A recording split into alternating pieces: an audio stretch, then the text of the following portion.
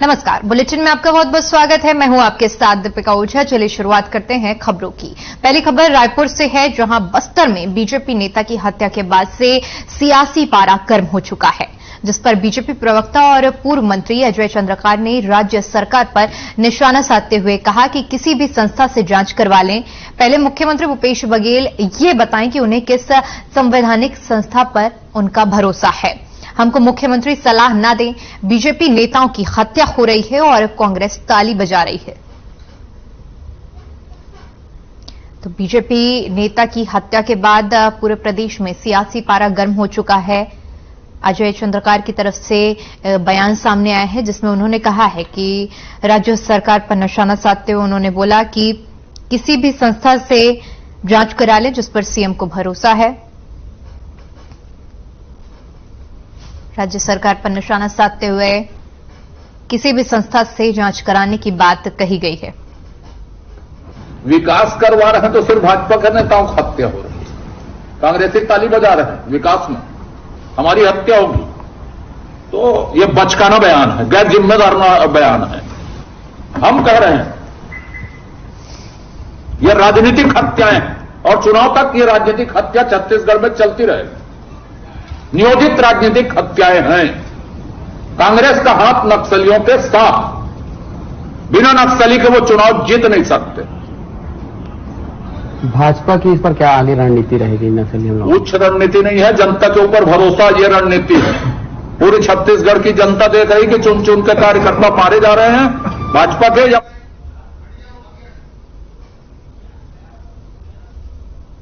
तो बीजेपी नेताओं की लगातार हत्या पर पूर्व मंत्री अजय चंद्रकार का बयान सामने आया है, जिस पर उन्होंने राज्य सरकार पर निशाना साधा है। उन्होंने कहा है कि किसी भी संस्था से सीएम जांच करा लें जिस पर उनको भरोसा हो, लेकिन लगातार बीजेपी नेताओं की हत्या हो रही है। इस बीच रायपुर से बड़ी खबर सामने आ रही है। आपको बता दें कि बीजेपी राष्ट्रीय अध्यक्ष के आंकड़ों पर सीएम का बयान सामने आया है, जिसमें उन्होंने कहा है कि भाषण में झूठे आंकड़े पेश किए गए हैं। तो सीएम की तरफ से बयान सामने आया, जिसमें उन्होंने कहा है कि मेरे पास सही आंकड़े हैं, मैं आंकड़े दे दूंगा। नड्डा जी यहां आकर झूठ बोल रहे हैं। पश्चिम बंगाल में बोली लाइनें का जिक्र करते हुए सीएम ने बयान दिया है, जिसमें उन्होंने बीजेपी के राष्ट्रीय अध्यक्ष के आंकड़ों पर सवाल उठाया है। उन्होंने कहा है कि भाषण में झूठे आंकड़े पेश किए गए हैं, मेरे पास सही आंकड़े हैं, मैं दे दूंगा। नड्डा जी यहां आकर झूठ बोल रहे थे। पश्चिम बंगाल की लाइनें यहां आकर दोहरा रहे हैं, ऐसा सीएम की तरफ से बयान सामने आया है। तो बताते चले कि बीते दिनों बीजेपी के राष्ट्रीय अध्यक्ष जेपी नड्डा छत्तीसगढ़ दौरे पे थे। उस वक्त उन्होंने आंकड़े पेश किए थे और जिस पर सीएम भूपेश बघेल की तरफ से बयान सामने आया है और उन्होंने कहा है कि यहां आकर जेपी नड्डा ने गलत आंकड़े पेश किए हैं, मेरे पास सही आंकड़े हैं, मैं दे दूंगा।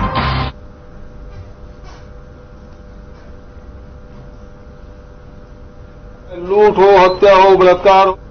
अभी नड्डा जी आए थे और लगातार बयान दे रहे थे डबल इंजन, है ना। और जो आंकड़े बता रहे हैं हत्या, लूट, बलात्कार, वो सब झूठा आंकड़ा बता रहे हैं। मेरे पास सारे आंकड़े हैं, मैं दे दूंगा कि उसमें कितने बलात्कार उसके शासनकाल में हुआ, राष्ट्रीय स्तर पे हमारा नंबर पहले कितना था, अब कितना है। चाहे लूट हो, हत्या हो, बलात्कार हो, डकैती हो, नक्सली घटना हो, वो सारे आंकड़े मैं आपको भिजवा देता हूं ताकि देख ले। और किस प्रकार से नड्डा जी आके यहाँ झूठ बोल रहे हैं। वो तो लगातार जो चीज वो अभी नड्डा जी आए थे।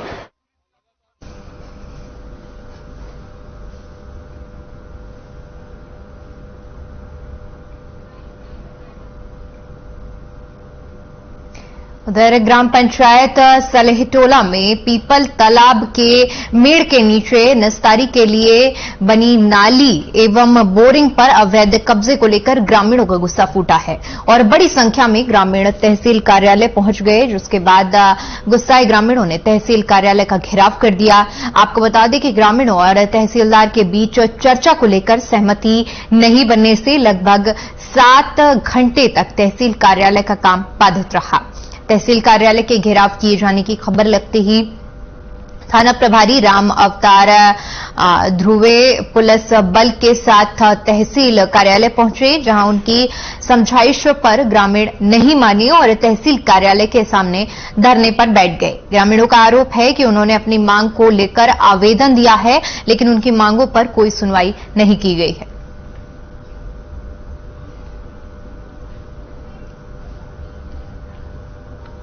तो प्रशासन पर कई तरह के आरोप लगाए गए हैं और ग्रामीणों ने विरोध प्रदर्शन करते हुए धरना प्रदर्शन किया और इस दौरान अवैध कब्जे को लेकर ये पूरा प्रदर्शन किया जा रहा है, जहां पर प्रशासन पर कई तरह के आरोप लगाए जा रहे हैं।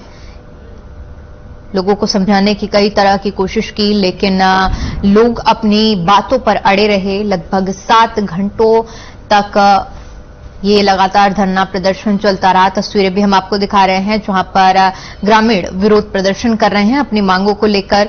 इनकी मुख्य तरह से जो मांग है वो अवैध कब्जे को लेकर ये विरोध प्रदर्शन किया जा रहा है।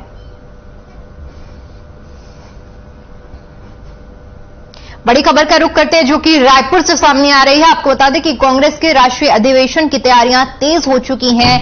स्वागत समिति में कई महत्वपूर्ण नाम जोड़े गए हैं। सीएम भूपेश बघेल की नाराजगी के बाद ये नाम जोड़े गए हैं। तो आपको बता दें कि फरवरी के आखिरी हफ्ते में महाधिवेशन होना है और इसी को लेकर तैयारियां तेज चल रही हैं।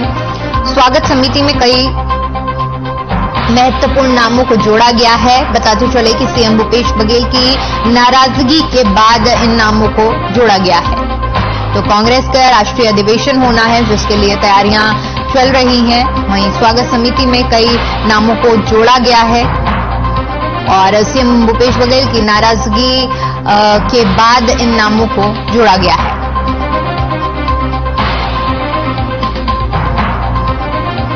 फरवरी के आखिरी हफ्ते में महाधिवेशन होना है, जिसमें कई कांग्रेस पार्टी के दिग्गज नेता शामिल होंगे, जिसके बाद स्वागत समिति के लिए भी कई महत्वपूर्ण नामों का ऐलान किया गया है और इसमें कई महत्वपूर्ण नाम भी जोड़े गए हैं।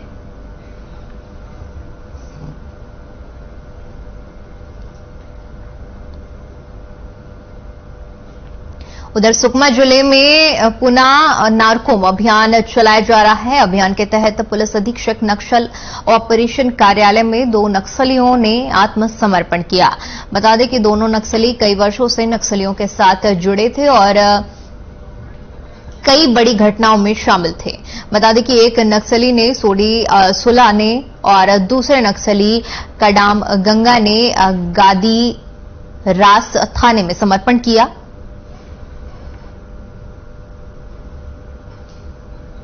तो 2 नक्सलियों ने आत्मसमर्पण किया है और अभियान के तहत ये समर्पण किया है। बीते काफी समय से दोनों नक्सलियों के साथ जुड़े हुए थे और कई तरह की घटनाओं को अंजाम दे रहे थे, लेकिन पुनः नारकोम अभियान के तहत इन्होंने आत्मसमर्पण किया है।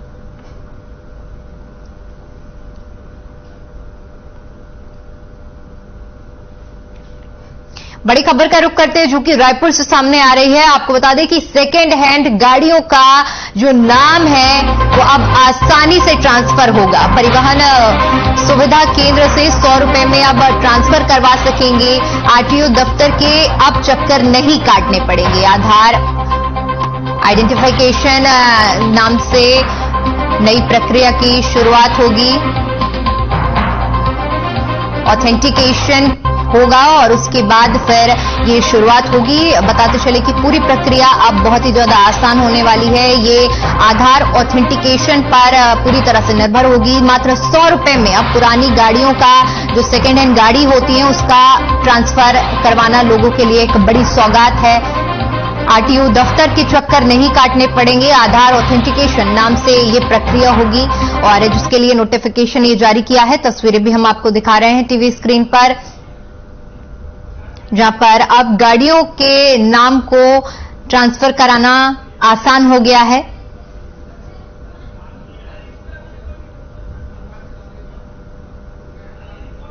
तो आसानी से सेकेंड हैंड गाड़ियों के नाम अब मात्र 100 रुपए में ट्रांसफर कर दिए हो जाएंगे।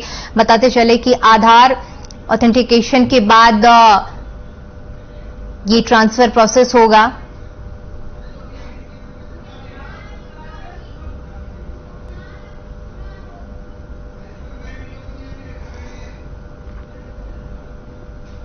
वहीं खबर सुकमा से है, जहां मुख्यमंत्री कन्या विवाह योजना के अंतर्गत जिला प्रशासन की तरफ से सामूहिक विवाह का आयोजन किया गया, जिसमें 250 जोड़ों का विवाह करवाया गया।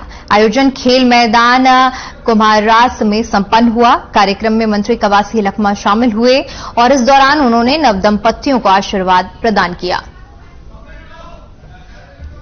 तो सीएम कन्या विवाह योजना के तहत सामूहिक विवाह करवाया गया, जिसमें 250 जोड़ों का विवाह हुआ और इस दौरान मंत्री कवासी लखमा भी कार्यक्रम में शामिल हुए और नए जोड़ों का ये विवाह जो है उसे संपन्न कराया गया।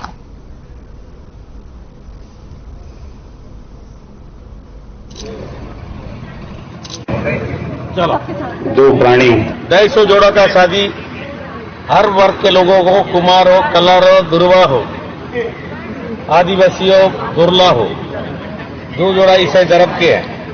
सब समाज को और सरकार तरफ से, माननीय मुख्यमंत्री तरफ से जिला में चल रहा है। उसी प्रकार हमारे सुकमा में भी संपन्न हुआ। मैं इसलिए वरवादू को मेरे तरफ से और सरकार तरफ से उनको बधाई देता हूं।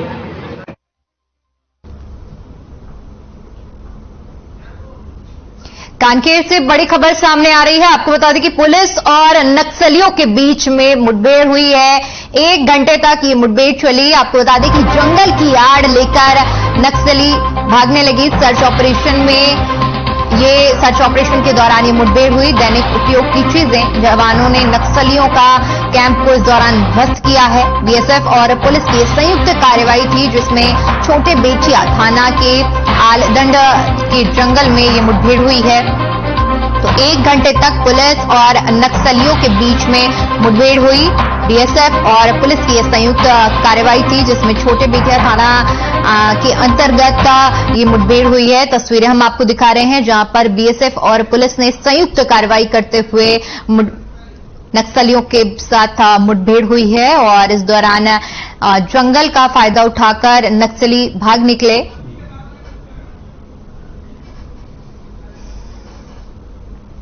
संयुक्त कार्रवाई की हम तस्वीरें भी आपको दिखा रहे हैं, जहां पर बीएसएफ के जवान और पुलिस ने साथ मिलकर ये कार्रवाई की है। उधर विश्व हिंदू परिषद के दुर्गा वाहिनी ने शौर्य यात्रा करते हुए शहर के प्रमुख, जहां यात्रा मातृशक्ति ने लव जिहाद जैसे मामलों से सजग रहने और सतर्क रहने का संदेश दिया। आपको बता दें कि इस ईश्वर यात्रा में 500 से ज्यादा मातृशक्ति शामिल हुई। साथ ही मालवा प्रांत की मातृशक्ति सिंह जी का आरती जायसवाल ने दुर्गा वाहिनी से जोड़ने का आह्वान किया। उन्होंने लव जिहाद जैसे मामलों से सजग और सतर्क रहने का संदेश दिया और कहा कि इसे रोकने के लिए मातृशक्ति आगे आए।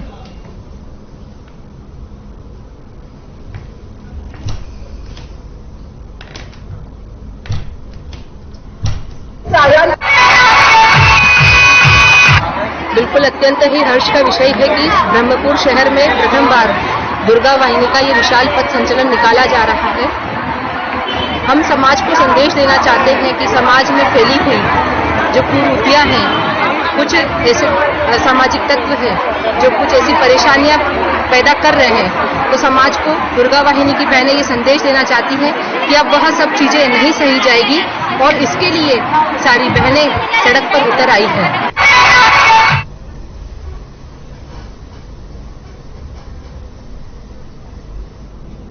रायपुर से बड़ी खबर सामने आ रही है। आपको बता दें कि पूर्व मंत्री बृजमोहन अग्रवाल का बयान सामने आया है, जिसमें उन्होंने नक्सली हमले को साजिश बताया है।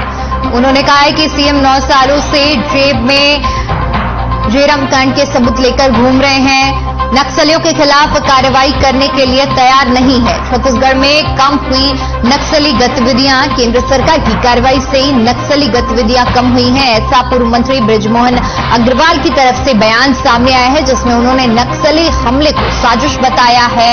उन्होंने कहा है कि नक्सलियों के खिलाफ कार्रवाई करने के लिए और साथ ही साथ केंद्र सरकार की भी उन्होंने तारीफ की है। तो पूर्व मंत्री बृजमोहन अग्रवाल का बयान सामने आया है।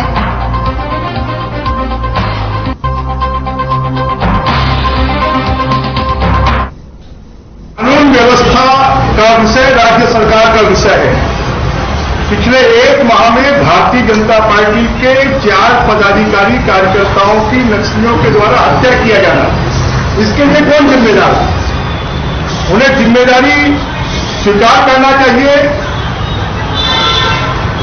जो कार्यकर्ता हैं, जिनके परिवार की देखभाल करने वाले थे, उन कार्यकर्ताओं को 1-1 करोड़ रुपए मुआवजा देना चाहिए और सरकार को जिम्मेदारी लेना चाहिए कि आने वाले समय पर भारतीय जनता पार्टी के कार्यकर्ताओं के साथ साथ आम आदमी की भी, किसी की भी हत्या नक्सली नहीं करेंगे। आज मुख्यमंत्री जी बड़ी बड़ी बातें समाचार पत्रों में, नेशनल मीडिया में करते हैं कि हमारा राज आने के बाद नक्सल गतिविधियां कम हो गई। ये भारतीय जनता पार्टी के 4 कार्यकर्ताओं की हत्या, आखिर इसके लिए कौन जिम्मेदार है? कानून। वहीं छुरिया तहसील से पैतृक होकर कोमरादा को तहसील बनाने की वर्षों पुरानी मांग भूपेश सरकार ने पूरी कर दी है।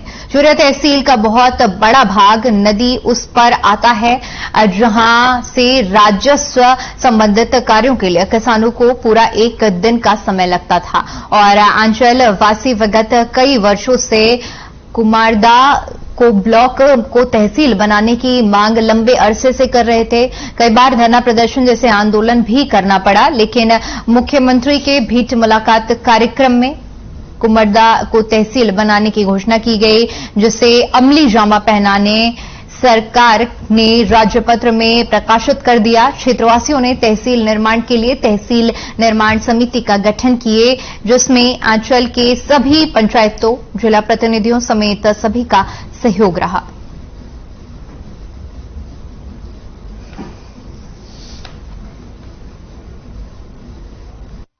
निश्चित तौर पर माननीय प्रदेश मुख्य श्री भूपेश जी का मैं दिल से आभार व्यक्त करता हूं कि उन्होंने एक कुमारदा का ही मांग नहीं, पूरे क्षेत्र का मांग रहा, कुमारदा को तहसील बनाया जाए और उसने तुरंत इनकी घोषणा कर क्षेत्र की जनताओं की मांग को पूरा किया। निश्चित तौर पर वो बधाई के पात्र हैं और इनसे क्षेत्र की जनता से शासन प्रशासन का जुड़ाव और नजदीकी होगी और अंतिम छोर तक जाने की जो इच्छा है प्रदेश सरकार की, वो जरूर पूरा होगा।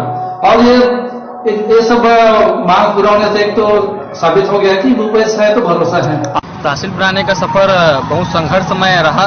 तहसील बनाने के पहले हमें बहुत से मुश्किलों का सामना करना पड़ा, जो जायज भी है। और अपन पहले तहसील निर्माण समिति का गठन किए, उसमें पंचायत का प्रस्ताव, पंचायत का सहयोग और आसपास के व्यापारियों, जनप्रतिनिधियों सभी का सहयोग लिया गया और उसके बाद हमें ज्ञापन तैयार करके कलेक्टर महोदय जी को दिए और उसके बाद उसका आश्वासन भी मिला। उसके बाद हम भेंट मुलाकात कार्यक्रम में हमें यहाँ सौगात मिली। बात ऐसा है जी, कुमारदा ग्रामीण और बोले तो कस्बा टाइप का है अपना गांव, यहाँ सर्व सुविधा उपलब्ध है और जिससे कि हमारे गांव को अगर तहसील का दर्जा मिल चुका है तो ये खुशी की बात है, गर्व की बात है कि हमारे अंचल के सभी ग्रामीण वासी इसमें सुख अपना लेंगे, क्योंकि छुरिया जाने में बहुत दिक्कत होता था और यहाँ से छुरिया की दूरी लगभग 30 किलोमीटर के आसपास है और प्लस क्या है, इधर बस की भी सुविधा नहीं रहती ठीक से, जाते हैं शाम हो जाता है, रात में आने को दिक्कत होती है। वहीं आरईएस के एसडीओ के फंदे पर लाश लटकी मिली हुई। आपको बता दें कि फिंगेश्वर में आरईएस विभाग में तैनात थे और सरकारी आवास में फांसी पर लटकी हुई लाश मिली है। अब मामले की जांच में पुलिस जुट गई है। तो बड़ी जानकारी सामने आ रही है, जहां पर आपको बता दें कि फिंगेश्वर में आरईएस के जो कर्मचारी की लाश फांसी के फंदे पर लटकी हुई मिली है। आरईएस विभाग में पदस्थ थे, सरकारी आवास में फांसी के फंदे पर लटकी हुई लाश मिली है। फिलहाल पुलिस अब इस पूरे मामले की जांच पड़ताल में जुट गई है।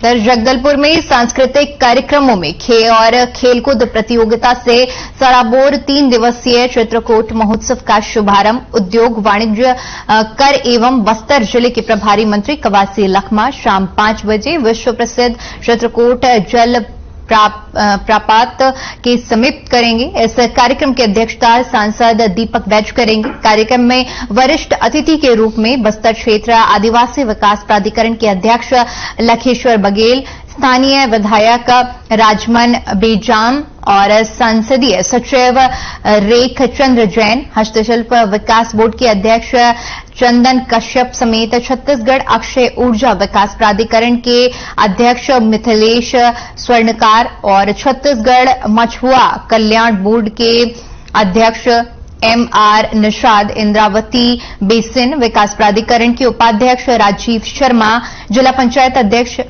विद्वती कश्यप, जनपद पंचायत अध्यक्ष महेश कश्यप, जगदलपुर महापौर सफीरा साहू, जिला पंचायत सदस्य मालती बैज, जनपद पंचायत उपाध्यक्ष योगेश बैज, जगदलपुर नगर निगम अध्यक्ष कविता साहू, स्थानीय सरपंच बुटकी कश्यप उपस्थित रहेंगी। इस कार्यक्रम का समापन 16 फरवरी को होगा।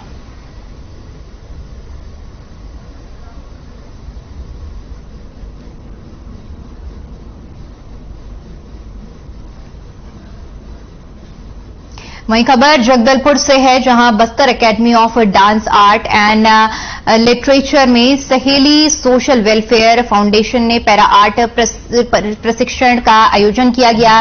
इस पैरा में आपको बता दें कि 30 विद्यार्थी प्रशिक्षण लेंगे। कार्यशाला के समापन समारोह के मुख्य अतिथि के तौर पर कलेक्टर चंदन कुमार ने शिरकत की। इस अवसर पर कलेक्टर चंदन कुमार ने प्रशिक्षित विद्यार्थियों को प्रमाण पत्र प्रदान किए। इस दौरान उन्होंने कहा कि बस्तर में कई प्रकार की कलाएं हैं, परंतु पैरा आर्ट एक नई तरह की कला है जो अनायास में हमें आकर्षित करती है, कलाकारों को नए अवसर प्रदान करते हैं।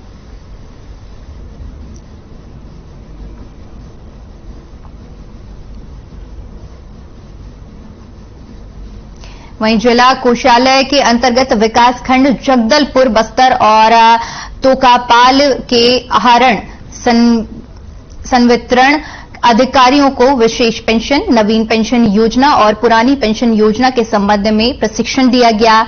संभागीय कोष लेखा और पेंशन के संयुक्त संचालक धीरज नशेले ने पेंशन प्राकरण तैयार करने के संबंध में जानकारी दी। विभागों में पेंशन प्राकरण तैयार करने में समस्याओं के संबंध में चर्चा की गई।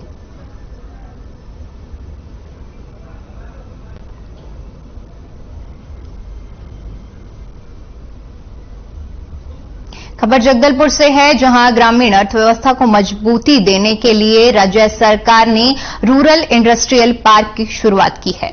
पार्क की सफलता अब दिख रही है, जिसका लाभ अब ग्रामीण भी ले रहे हैं। राज्य सरकार की पहल और जिला प्रशासन की मेहनत से बस्तर के तुरेनार में 5 एकड़ में ग्रामीण औद्योगिक पार्क रीपा तैयार किया गया है। बता दें कि यह पूरे देश का पहला ग्रामीण औद्योगिक पार्क है। पहले चरण में प्रदेश के सभी विकास खंडों में 2-2 ग्रामीण औद्योगिक पार्क तैयार किए जा रहे हैं, जिसमें तुरेनार में प्रदेश का सबसे पहला रीपा बनकर तैयार हो गया है, जो प्रदेश का सबसे बड़ा रीपा भी है। मुख्यमंत्री भूपेश बघेल ने 26 जनवरी 2023 को इसका लोकार्पण किया था।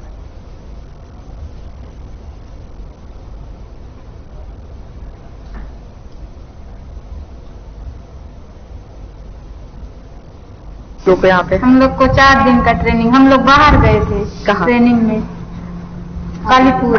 अच्छा, कैसा रहा आप लोगों का अनुभव? अच्छा रहा। ठीक है, यहाँ पर कैसे काम करते हैं? अच्छा करते हैं।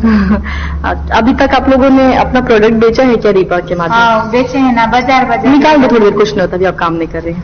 जी बताएं। 2 बाजार निकले थे। कितना बिका, मतलब कितने का फायदा हुआ आप लोगों को? कितना पैसा कमाए? 640 बेचे और दूसरे में 440 600।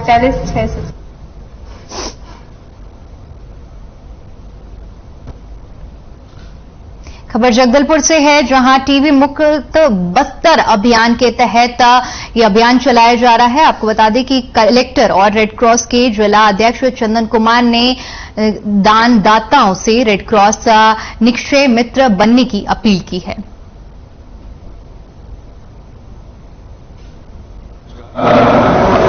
मैं अपने सभी बस्तर के नागरिकों को और यहाँ पे जितने भी लोग रह रहे हैं, आप लोग सभी को यह बताते हुए हर्ष हो रहा है कि जिला प्रशासन के द्वारा टीबी मुक्त बस्तर अभियान का संचालन किया जा रहा है और इसके तहत डोर टू डोर सघन रूप से जांच अभियान करके ऐसे लोग जो टीबी से पीड़ित हैं उनका चिन्हांकन करना, उनका इलाज करना और उनको फॉलो अप करना, ये हमारे टास्क है। अभी हमारा एक SOP है और इस कार्यक्रम को आगे ले जाने में मैं आप सभी से अनुरोध करूंगा कि आप लोग सभी जितने भी हमारे समाज के लोग हैं, आप हमारा सहयोग करिए। नमस्कार।